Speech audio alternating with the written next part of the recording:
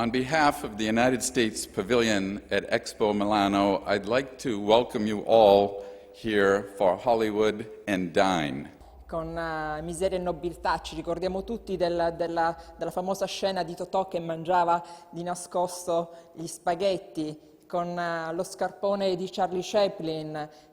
But now it's my great pleasure to be able to introduce the U.S. Ambassador to Italy, my very long-time great friend, and really one of America's treasures, John Phillips. One of the central questions of our time, as we mentioned, how do we feed 9 billion people in the world, on the globe, in 2050? Now that's an increase of about 3.5 billion people over what we have today. To lead what will be a fascinating conversation about the relationship of entertainment and food, there's really no better person than an award-winning everything, but Marty Kaplan, who's a professor at USC. Mi sono innamorato del vostro paese, della sua gente, della sua bellezza e naturalmente della sua cucina. Today, we will consider the image of food in entertainment and the impact of that image. Storytellers love food, wanting it, growing it, preparing it, eating it, not eating it. Food has always been depicted in entertainment and the arts. You eat in the best restaurants. All the food groups are represented. Compliments to the chef. What is it that you really like to do? Each. How did it happen that some of America's most successful screenwriters spent an evening learning from experts about 5 a day and fast food and disease? Do you know the show ER? How did it happen that this scene appeared in ER? What did we learn from all this? 5 a day, exercise some, and find myself a job at a vegetable stand or something like this. Good man. The answer is Hollywood Health and Society, a program of the Norman Lear Center at the University of Southern California's Annenberg School for Communication and Journalism. Hollywood doesn't have to be accurate, but we try to make it as easy as possible for Hollywood to know what's accurate and to be inspired by true stories about real people. I asked Norman Lear, who is my hero and the most important producer in the history of television, that is not an exaggeration in the U.S. How can I introduce you? What would you like me to say about you? And he said, it's very simple. Why don't you just show, and he told me a certain scene from a certain show that he produced. I have actually taken a human life with my chicken soup. What were you thinking when you did that? I was thinking, wouldn't it be funny if Coach Fetters died in a bowl of chicken soup? Introduce Phil to you. He is the creator of the show Everyone Loves Raymond, which was on for 9 years, which in television is a triumph.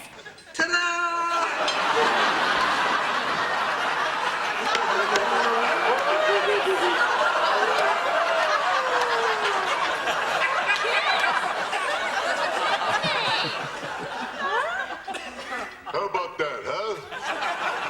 Look how it jiggles.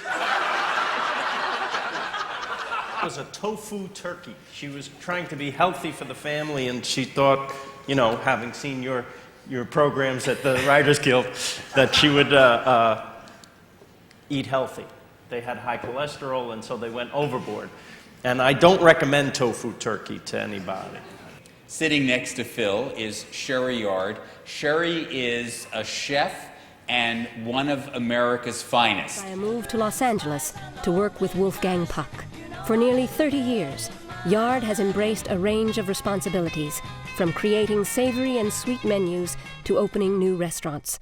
Reading an article that had an interview with you in it, and you were speaking of what in my mind is part of the theater of dining. You were talking about how your grandmother would set the table. In our home, while we didn't have a lot of money, but my grandmother had Czechoslovakia and China, and beautiful stemware, and we would drink strawberry soda that she would make with fresh strawberries, and egg sandwiches on this beautiful Limoges. And so it wasn't just about nutrition, but it was about the pageantry of it and getting dressed a certain way just to sit at the table and tell stories. So I was very blessed. There was an article in the New York Times that the incidence of hypertension in black males was going up, and it was far above white males. Well, we had Good Times on the air, and that was a perfect subject. For those who don't know, Good Times. It was a black family living in the projects in Chicago. And John Amos was a major figure in that show. He was the father. And we did an episode about the hypertension in black males. He was concerned that he had read it was elevating, and he was an example of it. When the show ended, there were hundreds, if not thousands, of telephone calls to the local stations where it appeared around the country, asking a question: what could we do, what could we do? There was no preparation, so there was no answer. But by the time there was a rerun, that first episode might have gone on in October. In May or June, they were rerunning the episode, and they knew what was coming. So they took out some time, either from the commercials, unlikely, or the show, and they gave some information. If you are concerned about hypertension in black males, call this number. That's one of the times we learned the effect of what we were doing. And that's when health messages became important to us. Before All in the Family in 1970, sitcoms were not dealing with issues that were taken from what was happening in the real world. And what Norman was able to do through entertainment, which is the theme today, is present these topics. I'm talking about criticism of the government. I'm talking about issues like rape and abortion with wit and intelligence and caring about the world and the people in the world. And this was unprecedented, and that's why this is a very important person sitting here. But we wouldn't have taken them to heart or learned anything if they weren't presented through brilliant storytelling.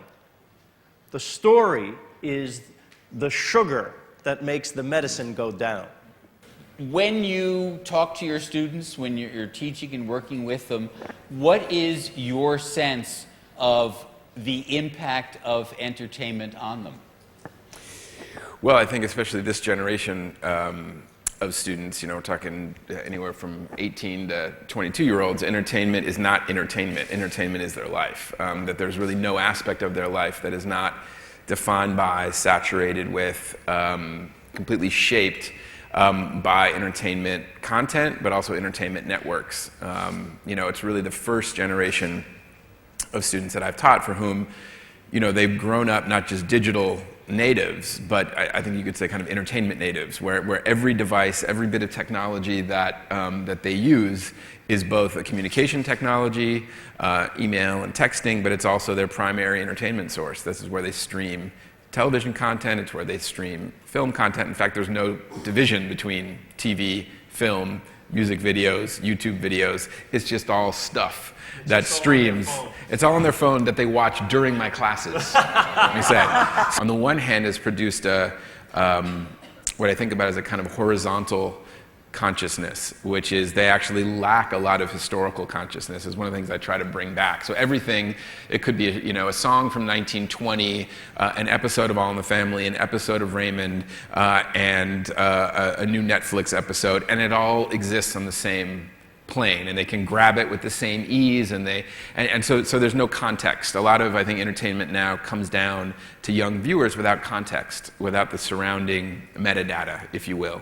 Now, on the other hand, that means that they have more access to a diversity of content, and they are more exposed to global entertainment, to content from all over the world, and so they're really privileged in that way, and really have a gift of a kind of awareness of global media, of internationalism. I think the challenge for educators, the challenge for content creators, is to play with both of those pros and cons, to understand the lack of context, but also understand the great possibility.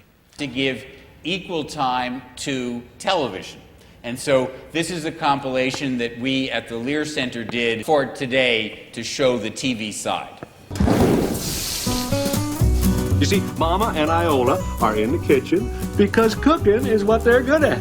This breakfast is good enough to eat. Oh my God, that smells good. I think it's a lamb ragu. Holy nothing here is vegetarian. I like food, I like eating, and so when I see characters that I love or even characters that I don't know yet eating, I relate to it, I wonder what they're eating and how I can get some. Well, you know, I always like to say you taste with your eyes first, whether the plate is just coming in front of you and now on the screen. So to me, it's so inspiring and exciting that, and for me, growing up Julia Child on television and the cooking shows, it's always been inspiration for me, so it's exciting. And this is why I love Italy, because I see the passion with which you state your opinion, because this is not just something I think, this is something I feel. Yeah. This is something I love, and you're wrong. There is some new research that I wanted to tell you about. Starting in 2004, the Lear Center's Hollywood Health and Society program has been studying the top 10 shows on each of the 5 broadcast networks in the U.S. For Expo Milano, we looked into our data to see what we could learn about food in the most popular series on American TV. It turns out that we see characters eating sweets more often than we see characters eating fruits and vegetables.